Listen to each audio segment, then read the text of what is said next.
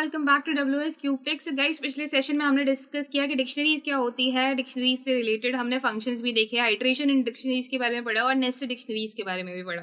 So guys, इस session में हम स्टार्ट करने वाले हैं completely new topic, that is set. Before that, if you want to become a successful data analyst and if you want to learn from our experts live, then you can call on the given number or you can fill the form that is provided in our description. Not just that, with our every batch, you will be getting 2 demo classes for free. जानते हैं sets क्या होता है, इसकी definition हम सबसे पहले देख लेते हैं। तो यहाँ पे लिखा हुआ है sets are unordered collection of data. अब अनऑर्डर्ड का यहाँ पे क्या मतलब हुआ कि अनऑर्डर्ड मतलब कि कोई भी जो एलिमेंट होते हैं सेट्स के अंदर उनकी कोई प्रॉपर इंडेक्सिंग नहीं हुई होती है, वो कैसे भी रैंडमली हमें मिल जाते हैं।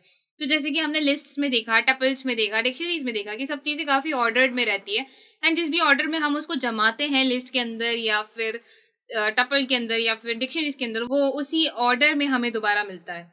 बट यहाँ पे सेट्स में क्या है, सेट्स जो है वो अनऑर्डर्ड कलेक्शन ऑफ डेटा है। हर एलिमेंट जो होता है सेट के इनसाइड का वो यूनिक होता है। यूनिक का मतलब यहाँ पे हो गया कि कोई भी एलिमेंट दो बार रिपीट नहीं होगा, एक एलिमेंट एक ही बार आ सकता है पूरे एक सेट के अंदर। तीसरी चीज ये होते हैं म्यूटेबल। म्यूटेबल मतलब अगर इनको एक बार क्रिएट कर दिया जाए तो उसके अंदर हम चेंजेस कर सकते हैं, हम कोई भी वैल्यू ऐड कर सकते हैं, डिलीट कर सकते हैं।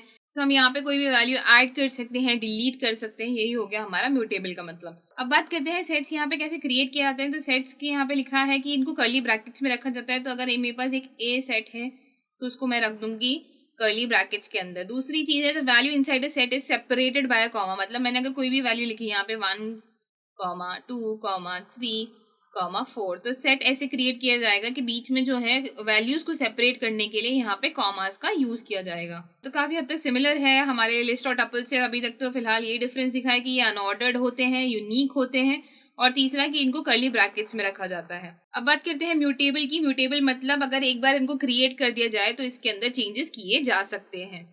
अच्छा, यूनिक मतलब यहाँ पे दोबारा मैं एक्सप्लेन कर देती हूँ। अगर मैं यहाँ पे 4 एलिमेंट को दोबारा लिखूं, यानी कि 4 नंबर को मैं दोबारा लिखूं, तो प्रिंट कराते टाइम ये वाला जो 4 है ये प्रिंट ही नहीं होगा, या क्योंकि यहाँ पे जो एलिमेंट्स है सारे वो सारे यूनिक है हमारे। एक बार अगर वो क्रिएट हो चुके हैं तो उसके बाद वो उसकी कॉपी जो है वो सेम सेट के अंदर नहीं क्रिएट हो सकती। तो आई होप गाइस सेट्स क्या होते हैं वो क्लियर हो गया होगा। अब एक बार इनको पाइथन में भी हम देख लेते हैं कि कैसे सेट्स का क्रिएशन होता है। तो गाइस यहाँ पे मैं एक सेट क्रिएट कर रही हूँ, सेट ए, और उसके अंदर मैं कुछ वैल्यूज दे रही हूँ जैसे कि आयरन मैन, हल्क और कैप्टन अमेरिका।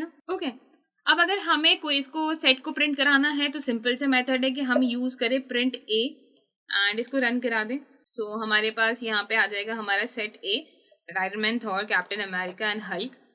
सो अब यहाँ पे नोटिस करेंगे कि इसको मैंने कर्ली ब्रैकेट्स के अंदर रखा है, सारी वैल्यूज जो हैं कॉमा सेपरेटेड वैल्यूज हैं। और तीसरी चीज कि यहाँ पे अनऑर्डर्ड है। अनऑर्डर्ड मतलब यहाँ पे मैंने लिखा था iron man, Hulk, Thor, captain America, पर मुझे आउटपुट में आ रहा है iron man, Thor, captain America and Hulk. तो यहाँ पे कोई ऑर्डर नहीं है कि हर बार जब भी मैं इसको रन करने वाली हूँ ये मुझे अलग अलग आउटपुट देने वाला है। तो क्योंकि ये ऐसा क्यों है, क्योंकि यहाँ पे इंडेक्सिंग नहीं होती है, यहाँ पे कोई भी जो एलिमेंट है वो ऑर्डर्ड है ही नहीं। नेक्स्ट, अगर आपको इसका टाइप चेक करना है तो हम उसके लिए टाइप फंक्शन का यूज कर लेंगे कि यहाँ पे अगर मैं टाइप लिखूंगी टाइप ऑफ ए एंड इसको रन कराते हैं तो हमारे पास आउटपुट आ जाएगा कि ये बिलोंग करते हैं क्लासेस ऑफ सेट्स में।